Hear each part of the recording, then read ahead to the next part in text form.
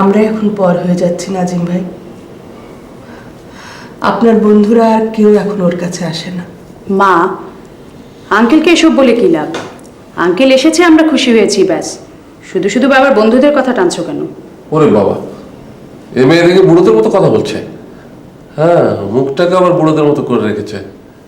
এই মেয়ে, গেলবার যখন এলাম মা মেয়ে দুজনের কথা হাসি খুশি ছিল, মনে আছে? সে তো 3 বছর আগের কথা আঙ্কেল, অনেক দিন। এতদিনে কি সবকিছু একই রকম থাকে? ওরে বাবা, এদিকে বিজ্ঞের মতো কথা বলছে। এই কি হয়েছে কি? শোনো না, এদিকে এসো, আমার কাছে এসো, এখানে বসো, এসো কাছে এসো। কি হয়েছে বলো তো? কিছু হয়নি, আপনি বসুন, আপনার জন্য লেবু চা করে নিয়ে আসছি। আমি যে লেবু চা পছন্দ করি সেটা ঠিকই মনে আছে, কিন্তু এমনভাবে বললো যেন লেবুর চেয়ে তিতো পৃথিবীতে আর কিছুই নেই। ভাবি, ব্যাপারটা কি বলেন তো?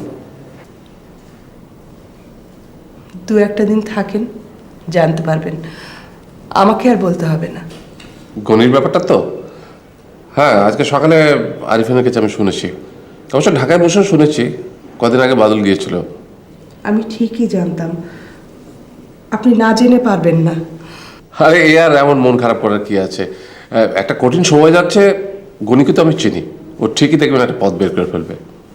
নাজিম ভাই, আপনি একটু সাহায্য করুন আপনার বন্ধুকে। ও আপনাকে ট্রাস্ট করে, ভালোবাসে। আপনি একটু বুঝিয়ে বলুন না। আচ্ছা ঠিক আছে, ঠিক আছে, গণি আসুক, আমি ওর সাথে কথা বলবো। হ্যাঁ ভাবি, আসলে আরও বিশেষ করে যে জন্য আমি এসছি, সুমনার রেজাল্ট বেরোলো, এত ভালো রেজাল্ট করলো, এখন তো নিশ্চয়ই ইউনিভার্সিটিতে ভর্তি হতে চায়। আজকে দেখেছেন না পত্রিকায় ওই ঢাকা ইউনিভার্সিটিতে ভর্তির বিজ্ঞাপনটা বেরিয়েছে?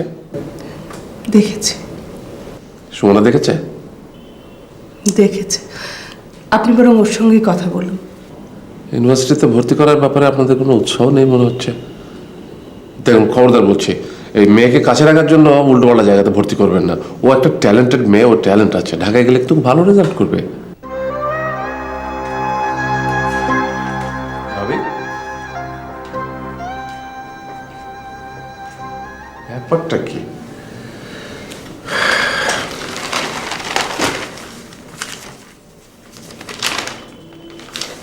আজকেরই পেপার, কারটা কেন? Something is seriously wrong. দেখি তো ব্যাপারটা।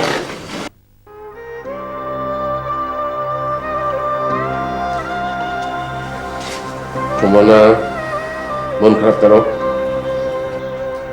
তাকাও আমার দিকে, তাকাও। মন খারাপ করে না, হাসি হাসি মুখে হাসো, আরো হাসো। দেখি এবার হাত পাতো, হাত পাতো, চোখ বন্ধ, চোখ বন্ধ।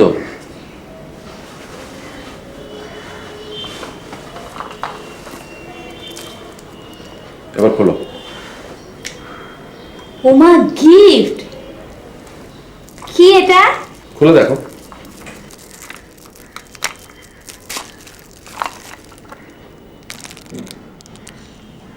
ওমা, কি সুন্দর! ভাই, হ্যাঁ, আপনার চা যে ঠান্ডা ও হয়ে গেল। হ্যাঁ ভাবি,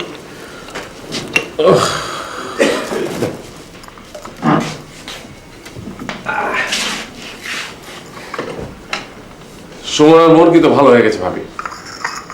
এবার আপনার মনটা মেরামত করতে পারলেই সবকিছু আবার আগের মতো চলবে। আপনার বন্ধু বোধহয় এসে গেল, এখন ওর মনটা মেরামত করেন। দাঁড়ান, আমি ওকে দেখছি। এই ধরো তো।